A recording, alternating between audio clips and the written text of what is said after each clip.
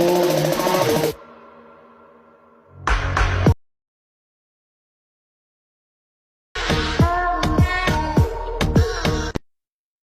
क्यापकटमा हजुरलाई स्वागत छ। सो भिडियोको प्रिभ्यू त अलरेडी हेर्नुभयो होला। हजुरले पनि यस खालको भिडियो बनाउन सक्नुहुन्छ र यो टिकटकमा धेरै ट्रेन्ड रहेको छ।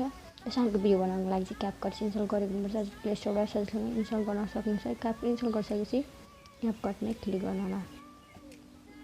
क्लिक गरिसकेपछि यहाँ देख्न सक्नुहुन्छ न्यू प्रोजेक्टमा क्लिक गर्नु होला। न्यू प्रोजेक्टमा क्लिक गरिसकेपछि फर्स्टमा हाम्रो भिडियो क्लिप एड गर्नुपर्ने हुन्छ।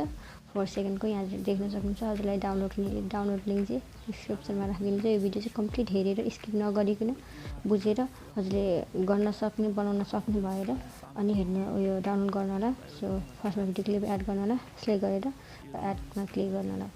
क्लिक गरिसकेपछि यसरी स्लाइड गर्नु होला। फर्मेटमा क्लिक गरेर 9:16 मा राखिदिनु होला। फेरि ब्याक आउनु होला। आइसकेपछि इन्डिङलाई सिलेक्ट गरेर डिलिटमा क्लिक गर्नु होला र व्हाइट कलरको बक्स रहेको छ क्रसमा त्यसमा क्लिक गर्नु होला र फोटोमा जानु होला। हाम्रो टोटल फोटो 10 वटा सिलेक्ट गर्नुपर्ने हुन्छ। यहाँ देख्न सक्नुहुन्छ मैले 10 वटा फोटो सिलेक्ट गर्नेछु। सो हजुरले पनि आफ्नो बेस्ट फोटोहरू राख्न सक्नुहुन्छ। मैले यहाँ राख्नेछु।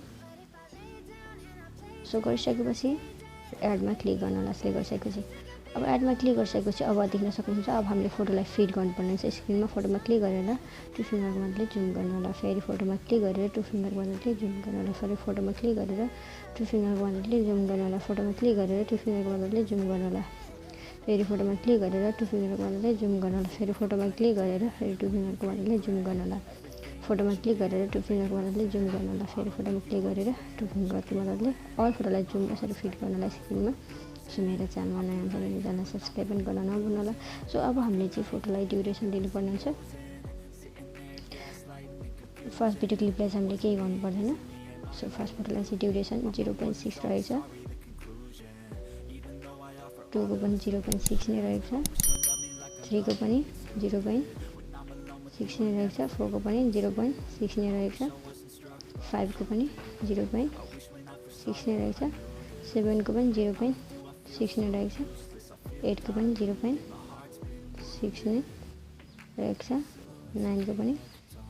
सर यहाँ कतिवटा फोटो रहेको छ यहाँ देख्न सक्नुहुन्छ 1 2 3 4 5 6 7 8 9 10 यहाँ देख्न सक्नुहुन्छ।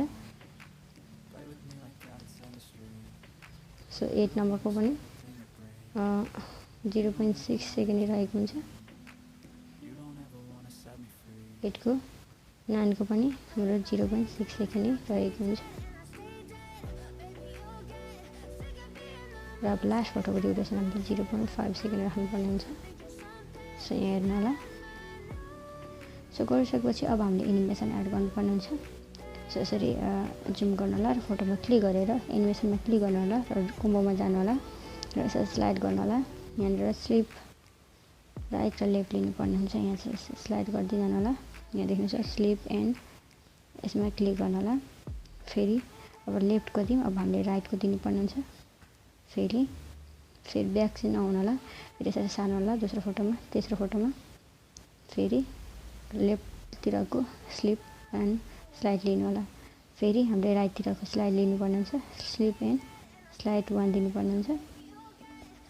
अर्को पनि फेरि स्लिप एन्ड स्लाइड 2 रहेछ यो चाहिँ।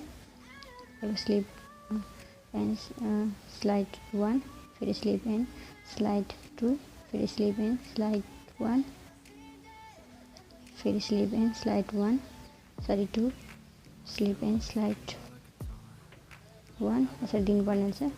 सो गरिसकेपछि राइट गर्नु होला। अब यहाँ देख्न सक्नुहुन्छ हाम्रो भिडियो कतिको प्रोफेसनल लाग्ने छ। यहाँ देख्न सक्नुहुन्छ। अब हाम्रो ब्याकग्राउन्ड म्युजिक एड गर्नुपर्ने हुन्छ। सो एड गर्नको लागि स्टार्टेड पोजिसनमा आउनु होला। यो फोटोको फर्स्ट भिडियो क्लिपको चाहिँ म्युट गरिदिनु होला। त्यसपछि फेरि ब्याक आउनु होला। एड अडियोमा क्लिक गर्नु होला। एक्सट्रामा क्लिक गर्नु होला।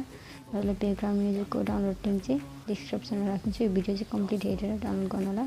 सो ब्याकग्राउन्ड म्युजिक सिलेक्ट गरेर इम्पोर्ट साउन्ड ओन्लीमा क्लिक गर्नु होला। अब हाम्रो सो यहाँ देख्न सक्नुहुन्छ। सो ग्यालेरीमा सेभ गर्नको लागि माथि एरो अप्सन छ त्यसमा क्लिक गर्नु होला। So thank you so much. Next भिडियोमा मिल्छ होला।